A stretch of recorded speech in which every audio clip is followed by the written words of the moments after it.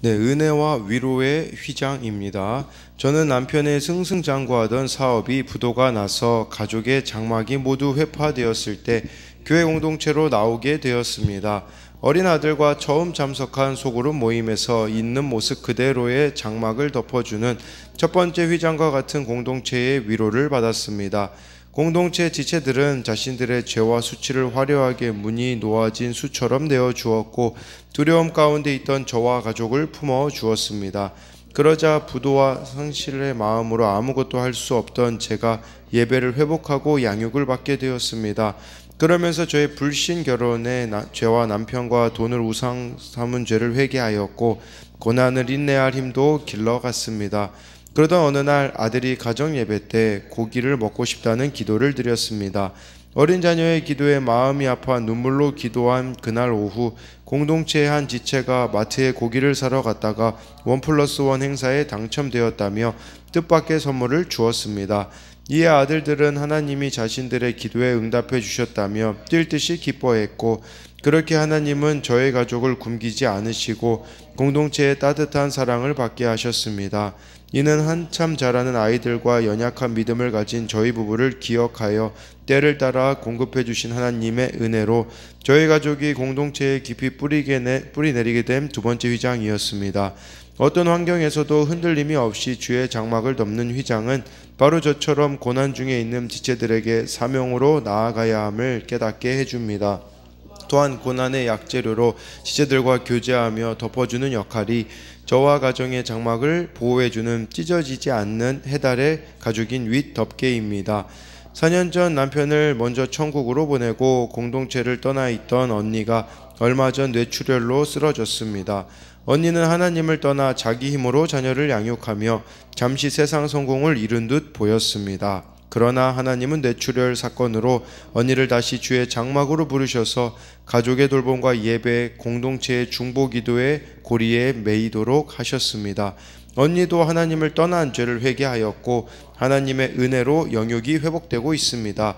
조카들도 항상 옆에 있어줄 것 같던 엄마가 쓰러진 이 사건을 통해 세상의 어떤 바람에도 흘려 떠내려가지 않는 은혜의 성막으로 나오기를 소망합니다. 적용하기입니다. 언니가 집에 머무는 동안 날마다 함께 큐티하며 나누겠습니다. 조카들에게 큐티인을 전하고 묵상한 내용을 매일 SNS로 보내겠습니다. 네, 여기 정말 이 제목처럼 은혜와 위로의 휘장을 또 이렇게 공동체로 표현을 해주고 있잖아요. 그렇기 때문에 어떤 환경에서도 흔들림 없이 주의 장막을 덮는 이 휘장이 저처럼 고난 중에 있는 지체들에게 사명으로 나아가게 가야 함을 깨닫게 해주며, 또한 고난의 약재료로 지체들과 교제하며 덮어주는 역할이 바로 이 덮개라고 이렇게 말해주고 있고, 또 언니의 이 뇌출혈 사건으로 언니도 하나님을 떠난 죄를 회개하고 하나님의 은혜로 영육이 이렇게 회복되어지고 있다라고 말씀해주고 있습니다. 오늘은 출애굽기 36장 8절부터 19절인데요. 그런 의문이 들 거예요. 아니, 이미 출애굽기 25장부터 31장까지 이 성막 뭐 어떻게 짓는지 다 가르쳐 주고서 왜 또 반복하냐 라고 생각할 수 있죠. 왜냐하면 35장부터 39장이 이게 반복되거든요. 근데 기억해야 되는 것은요, 25장부터 31장까지는 미래 시제로 기록되어 있어요. 그러니까 하나님이 이후에 이대로 지어라 라고 했다면, 지금 35장부터 39장까지 이 반복되는 내용은 과거 시제로 되어 있습니다. 무슨 말이냐면 하나님이 말씀하신 그대로 지었다라고 말씀하고 있는 거예요. 이게 중요한 거예요. 하나님이 뭐라고 말씀하시든지 그대로 순종해서 과거 시제가 되게 만드는 거, 이 미래 시제로 말씀하신 것을 과거 시제가 되게 해주는 것이 너무나도 중요하다라는 거죠. 그런 걸 보면서 제가 무슨 생각을 하게 되었냐면, 하나님의 말씀을 사람들이 어떻게 대하는지가 하나님에 대한 태도거든요. 특히 이 큐티를 하는 데 있어서도 제가 보니까 다양한 사람들이 있더라고요. 그냥 듣기만 하는 사람, 이거를 질문하기, 묵상하기, 적용하기, 기도하기까지 안 나가시는 분도 계시고, 어느 지체 같은 경우는 질문만 듣는 또 지체도 있어요. 그래서 이 말씀 내용이 중요한데 질문을 위주로 듣는 자도 있고 또 뭐 빨리 듣게 하는 자도 있고 뭐 다양하게 이렇게 말씀을 듣는데, 중요한 것은 정말 내가 이 하나님을 사랑하는 마음으로 말씀을 대하고 있는지 그걸 우리가 봐야 합니다. 8절에요.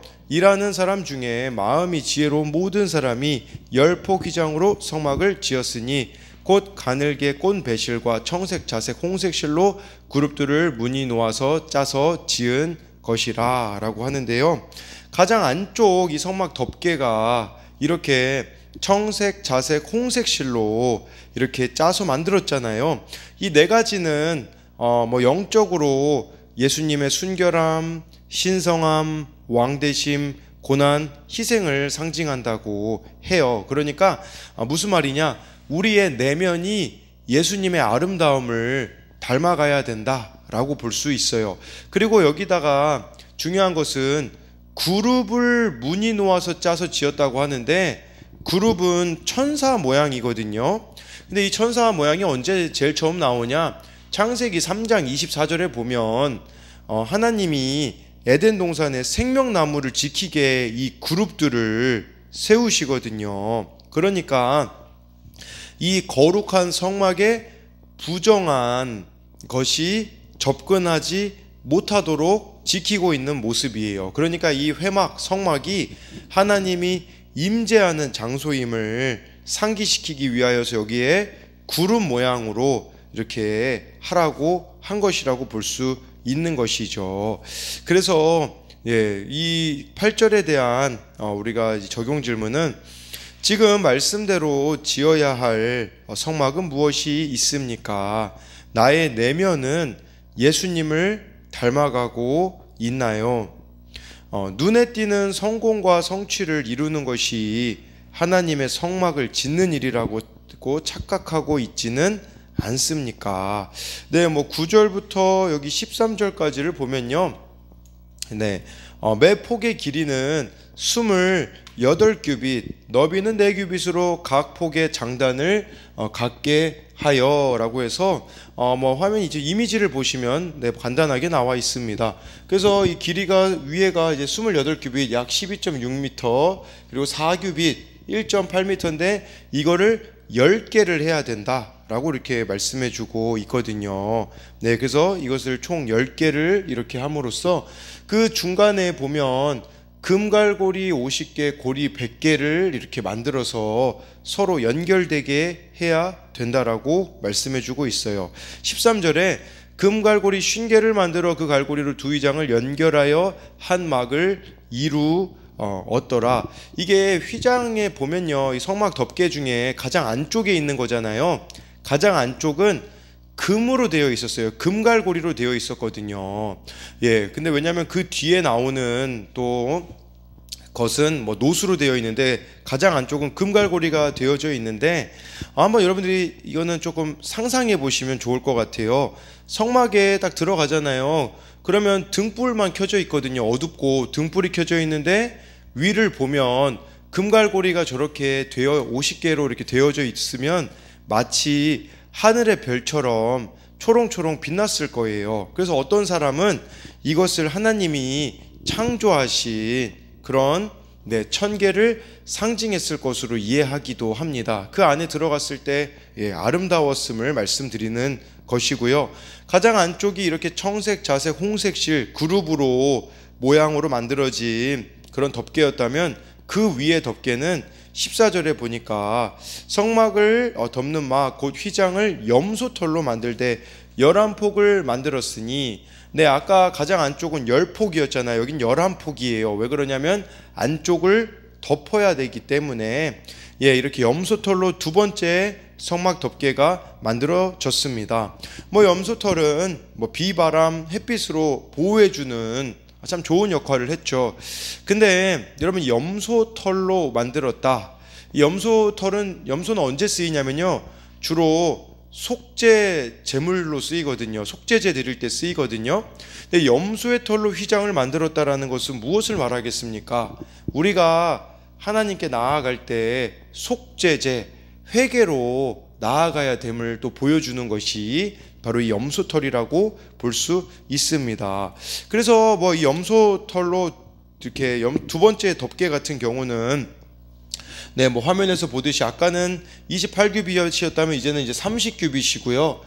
그 다음에 또 4규빗 똑같은데 중요한 것은 아까 가장 안쪽은 금갈고리로 되어 있었잖아요. 근데 여기서는 금이 아니라 놋갈고리로 되어져 있습니다. 가장 안쪽은 금, 그 뒤를 덮는 것은 바로 놋갈고리로 되어져 있다 라고만 이렇게 보시면 되는데 18절로 바로 넘어가면요, 놋갈고리 50개를 만들어 그 휘장을 연결하여 한막이 되게 하고 라고 해서 오늘 말씀에서 가장 많이 나오는 표현은요, 연결하고 만들다, 이런 단어가 가장 많이 나오는데 차질 없이 하나님이 말씀하신 대로 이루어지고 있음을 보여주는 겁니다. 하나님의 영이 충만한 자들이 최선을 다해 말씀대로 이 성막을 짓고 있음을 보여주는 것인데, 이것에 대한 적용 질문은 단순하고 지루하게 느껴지는 일도 성막을 만드는 것처럼 여러분들이 최선을 다하고 있습니까? 19절 말씀으로 넘어가게 되어지면요, 붉은 물들인 수량의 가죽으로 막의 덮개를 만들고 해달의 가죽으로 그 윗 덮개를 만들었더라. 아니, 첫 번째, 두 번째 덮개 같은 경우는 좀 분명하게 명시가 되어져 있거든요. 세 번째, 네 번째 덮개 같은 경우는 어떤 사이즈나 이런 것들이 정확하게 이렇게 명시가 되어져 있지가 않습니다. 근데 우선 좀 큰 그림으로 보자면요, 여기서 수량의 가죽, 여기 수량의 가죽을 붉게 물들여야 했었거든요. 참 많은 수고가 들어가는 작업이라고 볼 수 있는데, 아까 두 번째 덮개였던 염소털은 속죄제물 드린 회개를 뜻한다면, 여기서 나와 있는 수량의 가죽, 여기다가 붉게 물들인 수량 가죽은요, 무엇을 말하겠습니까? 아니, 그냥 수량의 가죽을 쓰지 않고 붉게 물들인 수량을 썼다라는 것은 바로 죄인을 위하여서 희생하신 그 예수님의 십자가에서 흘리신 보혈을 또 예표한다라고 볼 수가 있는 것이에요. 그리고 이제 해달의 가죽 같은 경우는 나를 죄와 멀어지게 하려고 주의 말씀으로 나를 덮으신 하나님의 보호하심을 의미하는데, 근데 이 세 번째, 네 번째는 덮개는 치수가 나오지 않는 것, 정해진 치수도 없고 죽음을 의미하는 짐승의 가죽으로 만들어졌다라는 것은 무엇을 뜻하겠습니까? 우리가 죽어지고 낮아지는 데에는 한계가 없다라는 것이에요. 이 정해진 치수도 없다라는 것, 또 짐승의 죽음으로 만들어진 가죽이라는 게 죽어지고 낮아지는 데는 한계가 없음을 나타내며, 근데 우리는 여기까지라며 한계를 정하는 것이 참 얼마나 많이 있습니까? 그래서 이 19절에서 또 중요한 부분 중에 하나는 26장의 내용하고, 이 출애굽기 26장의 내용하고 정확히 일치하는데, 이스라엘 백성들이 철저하게 하나님이 명령하신 말씀에 따라서 성막을 지었다라는 거예요. 우리는 이 말씀의 성막을 짓는데 내 생각, 환경, 조건에 따라 하나님의 말씀을 내가 듣기 좋은 쪽으로 변형하여서 듣는 경우들이 많이 있거든요. 근데 그렇게 하는 것이 아니라 내 방식을 내려놓고 말씀에 따라서 이 성막을 지어 나갈 때에 그곳 가운데 하나님이 거하신다라는 것을 우리가 오늘 이 말씀을 통해서 기억을 해야 하는데요. 이 19절에 대한 적용 질문은 말씀대로 살기보다 내 방식대로 살기를 고집하고 있는 것은 무엇이 있습니까? 죄로부터 멀어지고자 날마다 말씀을 묵상하며 말씀의 옷을 덧입고 있습니까?